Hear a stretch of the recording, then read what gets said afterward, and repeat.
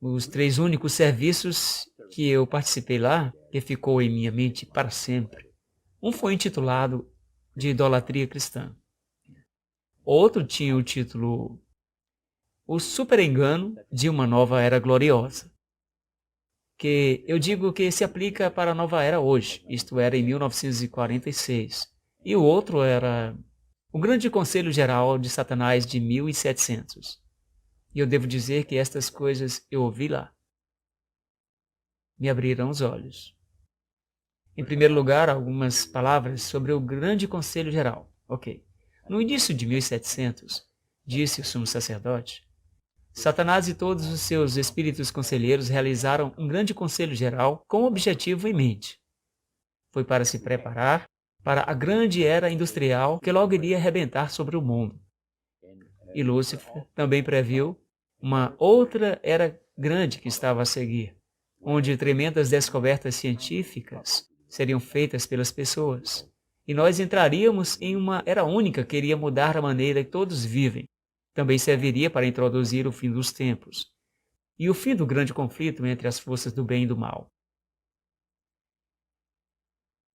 E o sacerdote disse que Lúcifer vinha estudando a Bíblia e encontrou em Daniel 12:4, onde somos informados sobre o tempo do fim. Muitos correrão de uma parte para outra e o conhecimento se multiplicará. Ele entendeu que estávamos chegando a esse ponto e que ele esteve com todos os espíritos conselheiros para mudar os seus modos de operação a fim de iludir as pessoas e encontrar uma maneira em que as pessoas iriam se incapacitar de serem membros do reino de Cristo.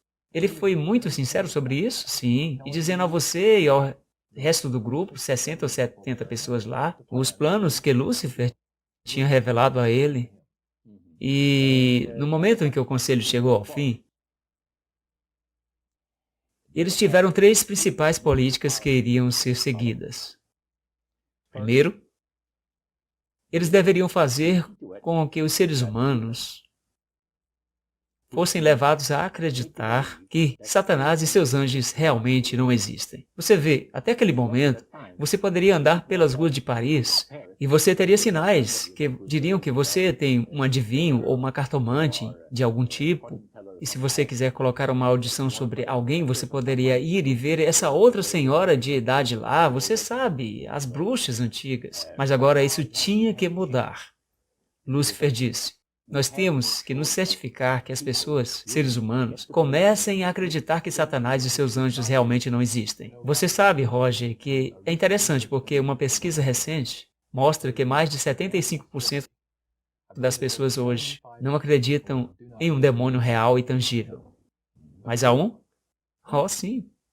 Agora, a próxima coisa, na política de 3 partes que tinham adotado lá, o segundo era encontrar uma maneira de ser capaz de obter o controle total da mente das pessoas e que seria realizado por meio do hipnotismo fora do reino do ocultismo e apresentá-lo como uma nova ciência para o benefício da humanidade. Então, uma parte do que o sumo sacerdote lhe disse era a estratégia de Satanás para tomar o controle das mentes das pessoas. Eles sentiram que, tomando o hipnotismo fora do reino do ocultismo, e introduzindo como uma ciência para o benefício da humanidade, poderiam então usar pessoas de grande renome, educadores, pessoas de capacidade, que iriam fazer grandes coisas, como supostamente as pessoas regredirem no tempo de vidas anteriores que tiveram. E é claro, depois de terminada a sessão, a pessoa não sabe nada sobre a história antiga e a pessoa que ele ou ela tem falado sobre a execução de certos atos, vamos dizer 3 a 4 mil anos atrás. Mas esta era a sua estratégia. Agora, o que isso faria pela coisa é isto, que iria criar na mente do público em geral, solidamente estabelecidos agora no público em geral, uma confiança inabalável naquele grande engano.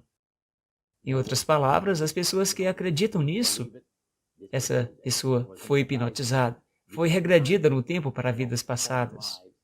E fez isso, que fez aquilo, e sem engano, talvez Alexandre o Grande, diremos, ou alguns de seus generais. E as pessoas, depois de terminada a sessão, saem do hipnotismo e ele ou ela não sabem o que estão falando.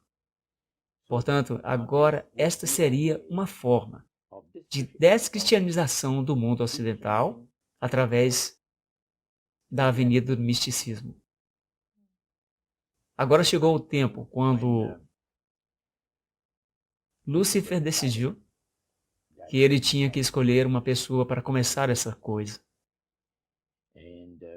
Franz Mesmer, que foi um médico austríaco, foi escolhido porque ele era o mais capacitado. Mesmer deu origem a uma teoria chamada de magnetismo animal, mais tarde chamado mesmerismo. Mesmer foi conduzido pelo espírito, isto é o que disse o sacerdote, foi conduzido pelos espíritos a crer que certas pessoas têm uma influência magnética dentro de si, que iria fazer com que tenham um grande poder sobre outras pessoas, até mesmo ao ponto de colocá-los em um transe. E naquele tempo, isso foi prontamente aceito pela população em geral, o tempo que viveu Mesmer. Então, as pessoas perceberam, eles disseram que algumas pessoas têm a capacidade de colocar você em um transe dessa forma. Agora, no tempo em que ele morreu, em 1815, muitos médicos na Europa estavam usando o hipnotismo como meio de anestesia. Mas magnetismo é o mesmo que mesmerismo, está certo? O hipnotismo é mesmerismo, que foi desenvolvido para um alto grau de refinamento. E o sacerdote passou a dizer que o plano de Satanás para enganar a família humana deste modo, diz ele, é a coisa mais intrigante para a sua mente. E ele continuou dizendo como estava para ser trazido. Ele disse que um indivíduo com o nome de Darwin e outro indivíduo com o nome de Thomas Henry Huxley seriam usados pelos espíritos porque, em sua infância, tinham sido hipnotizados por médicos e eles deduziram que seriam realmente bons súditos para levar as pessoas para essa crença que eles tinham, que Satanás queria trazer para a vida das pessoas.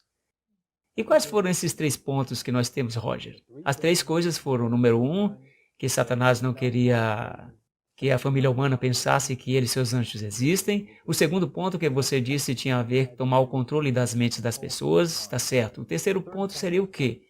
Era destruir a Bíblia sem queimá-la. E qual foi a estratégia nisso? Isso